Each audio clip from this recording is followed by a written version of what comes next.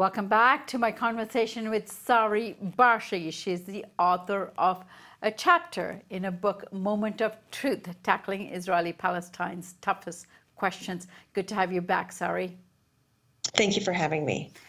Sari, the humanitarian organizations such as UNRWA and the World Health Organization, now when they publish reports from time to time, they talk about the living conditions in Gaza, focusing on the humanitarian catastrophe. But in your paper, however, you focus on the living conditions, but the right to those living conditions, the right to work, the right to produce, to trade, and to travel. This is a point which is often neglected in the humanitarian reports. Why is this so important for us to understand? One thing to keep in mind is that the situation in Gaza is man-made. It's not as if an earthquake has swept through it and, oh my goodness, now we have to issue humanitarian relief. What is happening is that Gaza is being systematically de-developed. People are being denied the right to engage in productive work because they can't get their goods out to markets, and they themselves are not allowed to travel or get proper inputs in order to produce. The water system and the electricity system are deteriorating rapidly because of unequal allocations of resources and bad behavior on behalf of the Israeli and Palestinian authorities. So, for example, last year, the Palestinian Authority, which is supposed to purchase electricity from Israel, decided that it was going to cut for a long period of time electricity to Gaza by 30%. So it asked the Israeli authorities to do so, which was wrong. And then the Israeli authorities agreed to do so, which was also wrong. And people in Gaza had electricity for about 4 hours a day, which is impossible in an urban, densely populated area like Gaza, where electricity is needed to climb a 10-story building or pump water to homes and run hospitals. So yes, the humanitarian situation is very worrying, but it has a reason, and those reasons are human actors who need to behave differently. Some people call the crisis in Gaza a crisis of dignity, because while there is humanitarian assistance, about 70% of the population is receiving some form of humanitarian assistance, and people are not starving, they're being denied the right to realize their potential, and that's very serious. Sari, often when we talk about the conflict between Israel and Palestine, we refer to the Oslo Agreements. But you argue that the Oslo Agreements actually relieve the state of Israel from its responsibility to the Palestinian economy. But then you go further by saying that the Palestinian Authority has also failed to address the needs of the Palestinians under Israeli occupation. Now, explain all of this and why it's significant for us to understand that. Sure. So I'm a lawyer, and under international law, Israel, as the occupying power, is obligated to promote and protect the rights of Palestinians in Gaza and the West Bank, including the right to progressively realize their economic and social rights, to progressively work toward a better future for themselves. And it also has an obligation under the law of occupation to facilitate the functioning of normal civilian life, which requires things like proper water, proper electricity, a properly functioning economy, a good medical system. Those rights and those obligations are not being maintained. And the Oslo Agreement is often the reason that is given. Israel will say, well, under the Oslo Accords, we entered into an agreement with the PLO to delegate those responsibilities to the Palestinian Authority. And so if the Palestinian Authority is not fulfilling those obligations, it's not our problem.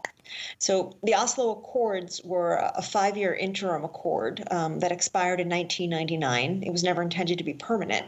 But no political accord can relieve Israel as the occupying power of its obligations toward people living under occupation. So Israel can sign any agreement it wants, but it has certain basic obligations so long as it chooses to continue controlling life in Gaza and the West Bank. And those obligations are not being met. So I hold Israel responsible. I also hold the Palestinian Authority and Hamas responsible because they have agency. They are exercising some control. Hamas, physical control inside Gaza. The Palestinian Authority, various funding and coordination functions. And they too are failing to take adequate steps to protect Palestinian rights. All right, Sari. In light of what's going on the Gaza border with Israel, the right of return marches that are taking place, largely peaceful on the Palestinian side, and yet the Israeli state and the military are opening sniper fire on those protesters. What do you make of the allegations that are being made that these protests are being organized by Hamas? Certainly, Hamas is playing a role. Hamas controls Gaza. During ordinary times, it prevents people from reaching the border area, demonstrators at least. Now it is not only not preventing them, in some cases it's providing buses and certainly facilitating those demonstrations. But those demonstrations also have a popular, organic character to them. So if you go to the area, you'll see families coming there and protesting, with happenings and barbecues and things like that.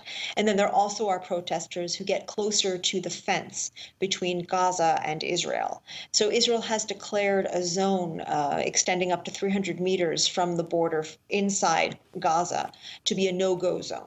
And it is shooting at demonstrators who enter that area, especially 100 meters from the border fence, even when they pose no risk to life or limb. So even there are demonstrators who are behaving violently. There are demonstrators who are throwing stones or Molotov cocktails, or in some cases, kites with explosive materials on them. But overall, the only justification for lethal force is when it is strictly necessary to protect life.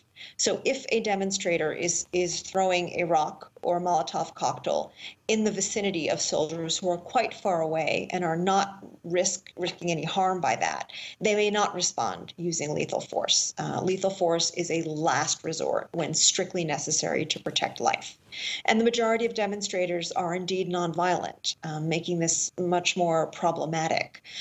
Israel has refused to release its rules of engagement publicly, but it has rejected the international standard, which is very restrictive in terms of lethal force, and instead argued that it is engaging in combat with those demonstrators as if it were a war, and saying that it has the right to open fire on anybody who threatens the fence, which in my opinion is the wrong standard. And it explains why we've seen the death of 40 demonstrators. An additional 10 were killed under different circumstances, not at the demonstrations, and more than 6,000 people injured, many of them losing limbs, which is a life-changing experience. And they're getting injured how? Live fire. I mean, there are injuries from tear gas and other kinds of injuries, but the more serious injuries and the deaths are from live fire. So the Israeli government has indicated that for the most part, the snipers are shooting at people's legs and lower limbs.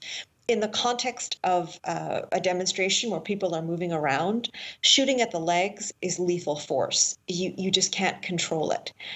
So the people who have been shot in the torso and in the head, I don't know whether that was intentional or whether somebody was aiming at their legs, but it doesn't really matter, because in most cases, the standard for using live fire at all has not been met. These are people who have been quite far from the border fence and did not pose a serious risk to life or limb. All right, Sari, I thank you so much for joining us. I know it's very late where you are, and we will be following this issue through and through, and as we have been here on The Real News, and I hope you can join us again. I thank you so much for joining us today. Thank you for having me. And thank you for joining us here on The Real News Network.